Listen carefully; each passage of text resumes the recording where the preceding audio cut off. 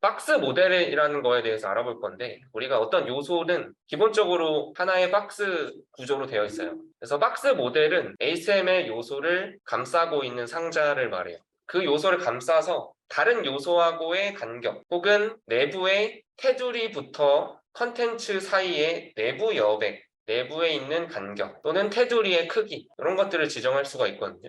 그래서 이 박스 모델에는 외부 여백을 가리키는 마진, 그리고 테두리를 가리키는 보더, 내부 여백을 가리키는 패딩, 그리고 그 안에 텍스트나 이미지들이 나오는 컨텐츠가 있습니다. 여러분들, 그래서 이 네 가지를 가지고 우리가 어떤 간격과 내용의 크기를 지정할 수가 있어요.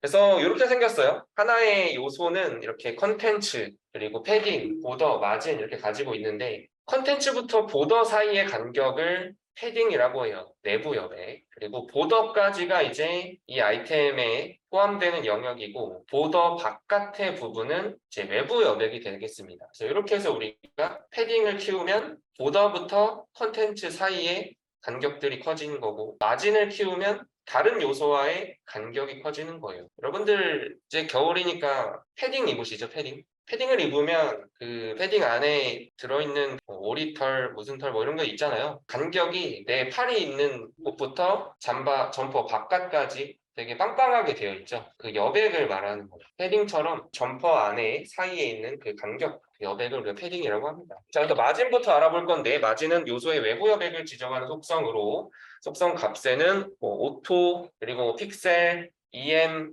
뭐 이런 단위들로 지정할 수가 있고, 상대적인 비율로 퍼센트도 지정할 수가 있다. 그래서 이렇게 알아보시면 되겠습니다. 개별 속성으로는 마진 탑, 마진 라이트, 마진 바텀 이렇게 해서 지정해 볼 수가 있고, 그래서 단축 속성으로 쓰면 우리가 탑, 라이트, 바텀, 레프트를 시계 방향으로 해서 지정할 수가 있어요. 북, 동, 남, 서, 북동남서예요. 위에서부터 위쪽, 오른쪽, 아래쪽, 왼쪽을 순서로 지정할 수가 있습니다. 자, 그래서 실제로 적용을 하면 컨텐츠 바깥의 이 방향, 위쪽을 탑, 오른쪽을 라이트, 아래쪽을 바텀, 왼쪽을 레프트라고 해서 적용을 하게 되면 마진이라는 단축 속성으로 축약형으로 지정을 할 때에는 하나하나 위에 위쪽 여백, 오른쪽 여백, 아래쪽 여백, 왼쪽 여백을 하고 싶다. 그러면 이 순서대로 해요. 동남서, 시계 방향으로 주면 되겠습니다. 근데 만약에 값을 3개를 주면 첫 번째는 위에, 두 번째는 왼쪽 오른쪽을 같이 지정하는 거예요. 같은 크기로. 세 번째는 아래쪽. 2개를 지정하게 되면 위아래, 상하, 그리고 두 번째는 좌우. 하나만 지정하면 상하, 좌우 전부 다 적용이 된다.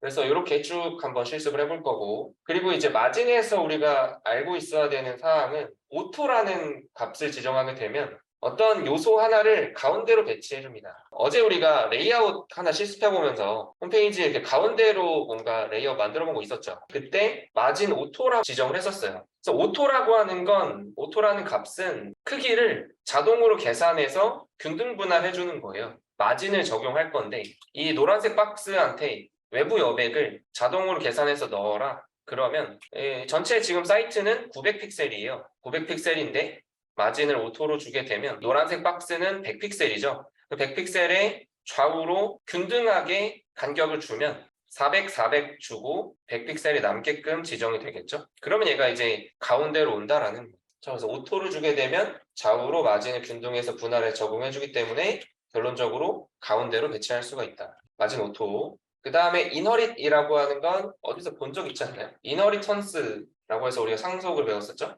이너릿은 부모 요소에 있는 크기를 가져와서 지정을 하는 거예요. 그래서 만약에 부모 요소 div 태그의 마진 레프트가 50픽셀이다. 그거의 자식 요소인 p 태그의 값을 이너릿으로 지정하게 되면 얘가 50 그대로 물려받아서 사용이 된다라는 거예요. 자, 그 다음에 개별 속성으로 적용을 하면 마진 하이픈 탑, 마진 하이픈 라이트, 바텀 레프트 해서 상하 좌우를 개별적으로 지정할 수가 있다. 하나 또 기억해야 되는 현상은 뭐냐면 마진이 위아래로 상단과 하단의 여백이 충돌이 되면 얘의 마진 바텀을 50, 얘의 마진 탑을 30으로 했어요. 그럼 둘이 더하면 얼마죠? 80이 돼야 될 것 같죠? 그런데 이렇게 상하로 마진이 만나게 되면 어떤 현상이 벌어지냐면 둘 중에 더 큰 값으로 축소가 돼요.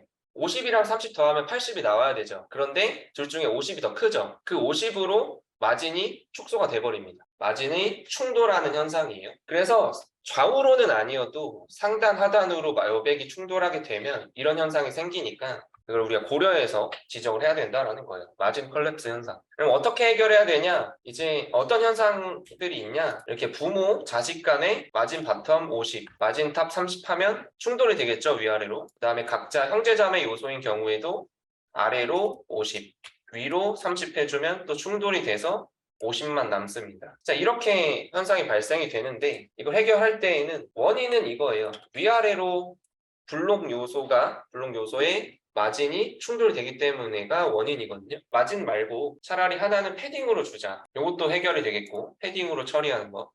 아니면 중간에 충돌되지 않게끔 보더를 하나 줘요.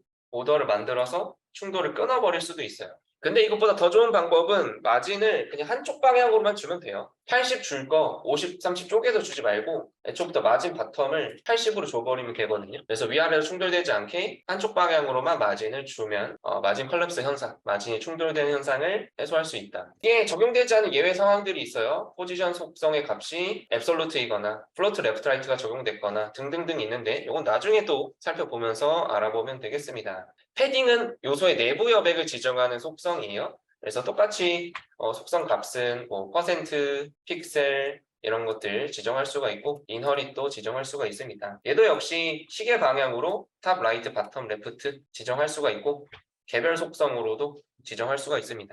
자, 그래서 패딩은 이제 보더, 컨텐츠부터 보더 사이의 간격, 내부 여백을 지정합니다. 얘도 마찬가지로 4개의 값을 다 주면 북동남서 줄 수가 있고 3개를 지정하면 위쪽 그리고 좌우 그리고 아래쪽 2개를 주면 위아래 같이 좌우 같이 왼쪽 오른쪽 같이 하나를 주면 상하 좌우 전부 다 적용 볼 수가 있겠어요. 그래서 개별 속성으로도 패딩 탑, 패딩 라이트, 바텀, 레프트 적용할 수가 있고 그 다음에 패딩에서 기억해야 되는 내용은 뭐냐면 우리는 CSS 속성을 이렇게 지정을 했어요. 패딩 20을 주면 상하 좌우로 적용된다고 했죠. 위에, 오른쪽, 아래, 왼쪽 다 적용됐죠. 22. 그리고 가로 사이즈는 100픽셀로 했어요. 높이도 100픽셀. 그럼 박스 하나 이렇게 만들어 줬고 테두리부터 간격이 20, 20 되니까 실제 이 박스의 가로 사이즈는 오른쪽 내부 여백 20, 왼쪽 내부 여백 20, 그리고 얘 컨텐츠의 크기 100픽셀까지 더해져서 140이 나와버리죠. 그럼 이제 헷갈려. 위드스 100이잖아. 근데 왜 100으로 안 돼? 왜냐면 패딩이 같이 포함이 됐기 때문인 거죠. 근데 나는 얘를 위드스를 지정한 값이 박스의 최종 크기가 되게 하고 싶어요. 그러면 어떤 속성을 지정하면 되냐면 박스 사이징을 지정하면 됩니다. 박스 사이징은 뭐냐면 이 박스 모델의 크기를 어떤 기준으로 할 거냐 지정하는 속성이에요. 그래서 박스 사이징의 기본 값은 컨텐트 박스로 되어 있어요. 컨텐트 박스. 컨텐트를 위드스 하이트로 지정한 값으로 하겠다. 이게 컨텐트 박스 속성의 값이고 근데 우리가 여기서 보더 박스라고 지정을 하게 되면 컨텐츠부터 패딩하고 보더까지의 크기를 여기까지의 크기를 이 박스의 크기의 기준으로 하겠다라는 거예요. 그러면 위드스 100픽셀 이렇게 했을 때 최종 크기가 100픽셀로 된다라는 거죠. 이해되셨나요? 그래서 내가 어떤 요소에 패딩을 줘야 된다. 그러면 박스 사이징, 보더 박스 요거를 고려해주면 되겠습니다. 다시 한번 박스 사이즈 보더 박스를 주게 되면 위드스, 하이트에 보더, 패딩을 포함하는 다 포함해서 컨텐츠, 보더, 패딩 다 합쳐서 크기를 주겠다라는 거예요. 위드스, 하이트로 지정한 크기가 가로, 세로로 지정한 크기가 실제 요소의 크기가 되도록 할 수가 있다.